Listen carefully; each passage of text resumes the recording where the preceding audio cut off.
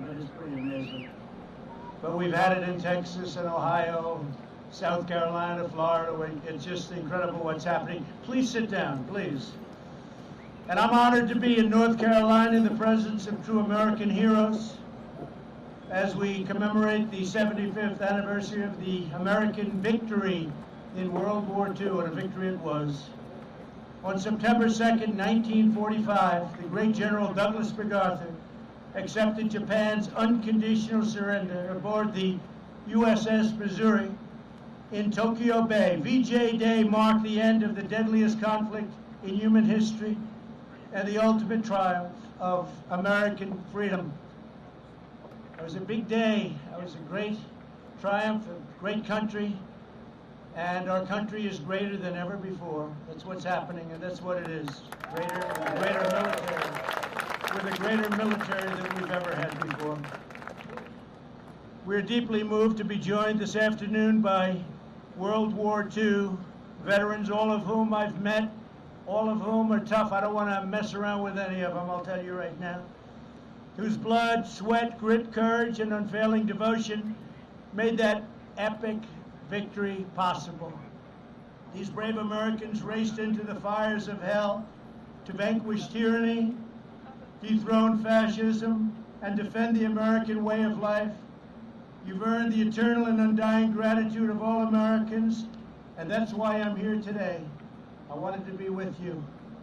You know what I'm talking about, don't you? We had a good time a little while ago, right? Over at the Oval Office, Congressional Medal of Honor. We're privileged to be joined as well by veterans from every generation, including a number of wounded warriors. We stand in awe of your service. I can say that. So respected, so loved.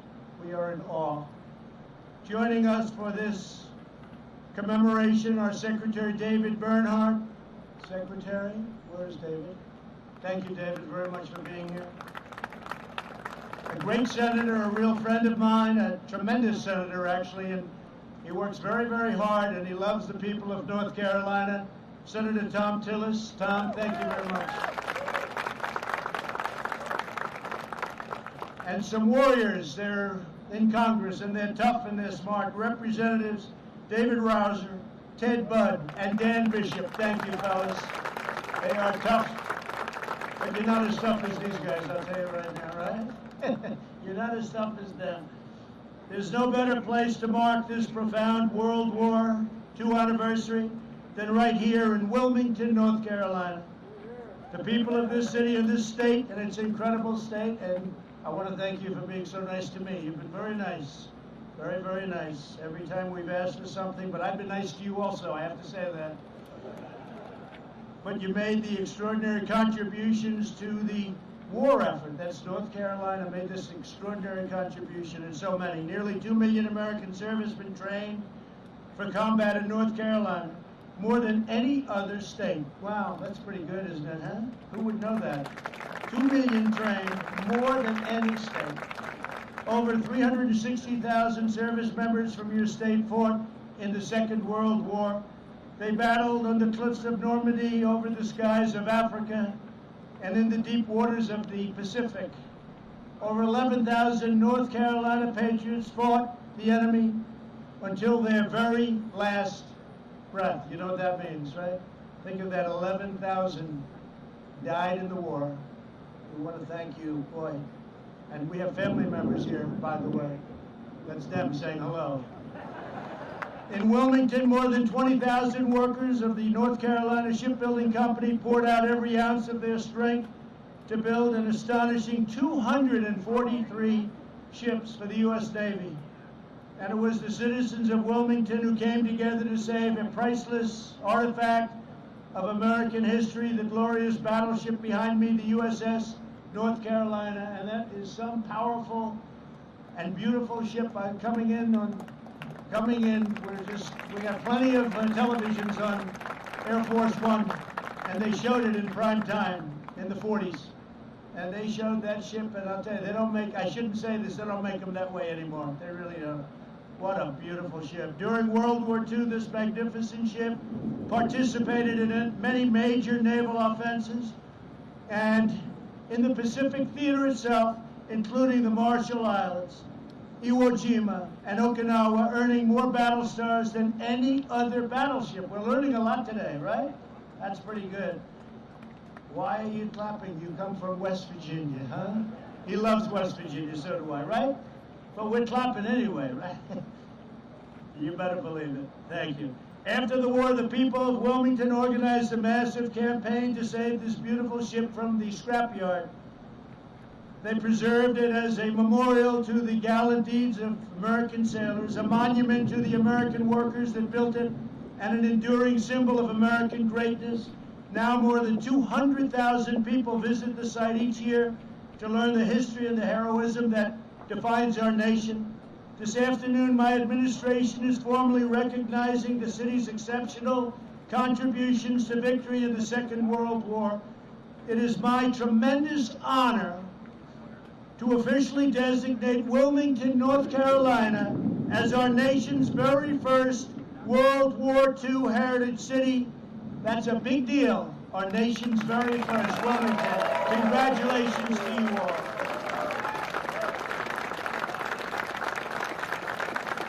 And God is saluting you up there, I tell you.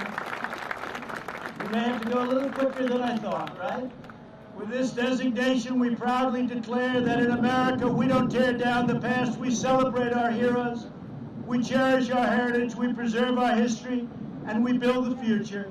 This mighty vessel and this magnificent town will forever tell that story with this designation. So I want to just congratulate North Carolina and Wilmington. That's a fantastic thing. I want to thank Senator Tillis and Congressman Browser. Stand up, please, in between the lightning bolts, for their work to make this day possible. Thank you, Tom. Thank you, fellas. Great job. And let me also thank retired Navy Captain Wilbur Jones, who has championed the cause of World War II heritage cities. Wilbur, thank you. Thank you, Wilbur. Great job. Great job. So, Wilbur, you know a lot of people wanted this, right? So you are just a tough cookie. You got it. Number one in the nation. I want to thank Wilbur. That's great. I also want to recognize several of the heroes who saved American freedom. And I've known some of them since I've been in office. I've seen them. And there they are. Here today is my good friend who I just left, and he was in the Oval Office with me at the White House, Woody Williams. 75 years ago, Woody showed fearless courage as a Marine in the Battle of Iwo Jima. You are amazing. I promised him I would not tell that he's 97 years old. I promise. I'll tell you, he's 100% sharp.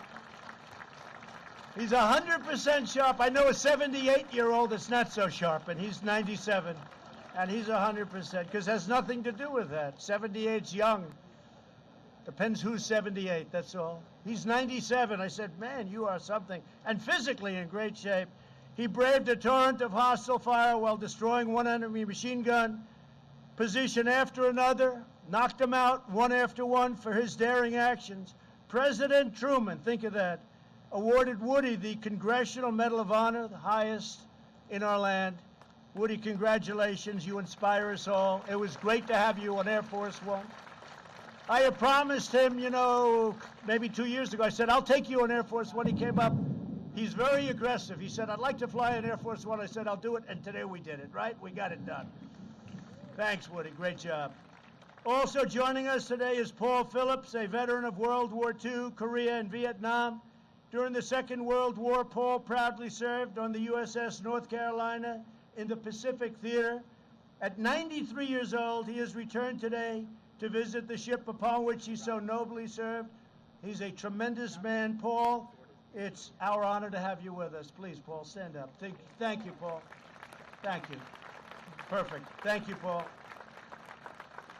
Great job, Paul. Appreciate it. Here as well is Army veteran Greg Melikian. When Greg was 20 years old, he served as a radio operator in the headquarters of Supreme Allied Commander General Dwight D. Eisenhower. I'd love to have heard some of those conversations. Much more interesting than today, right?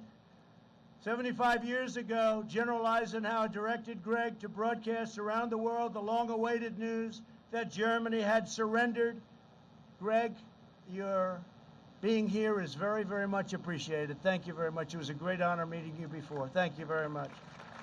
Very, very great honor. Our task today is to pass on to the next generation the blessings of liberty that you fought for and that you bled for, all for security. You wanted to secure our future. You wanted to praise and raise our flag, and you did that. You raise our flag, and you stand proud, and you stand tall. And we're doing it in our nation, too.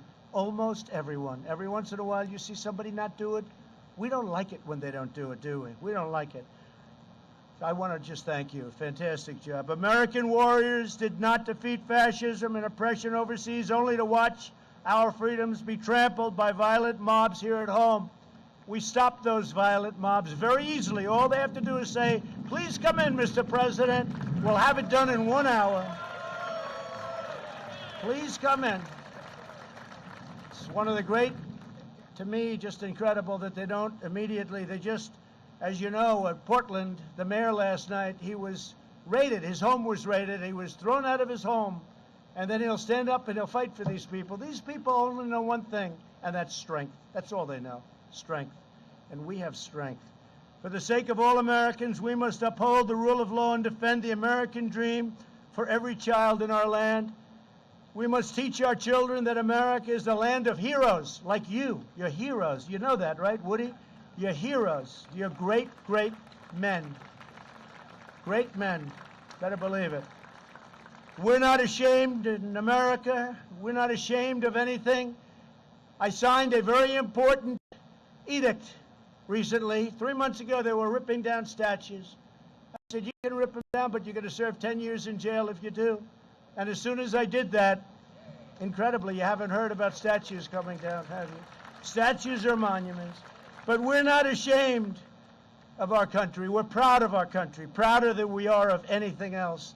Our country is great, and we're going to keep it that way. We're going to keep our country great. Together, we will remember America's towering victories.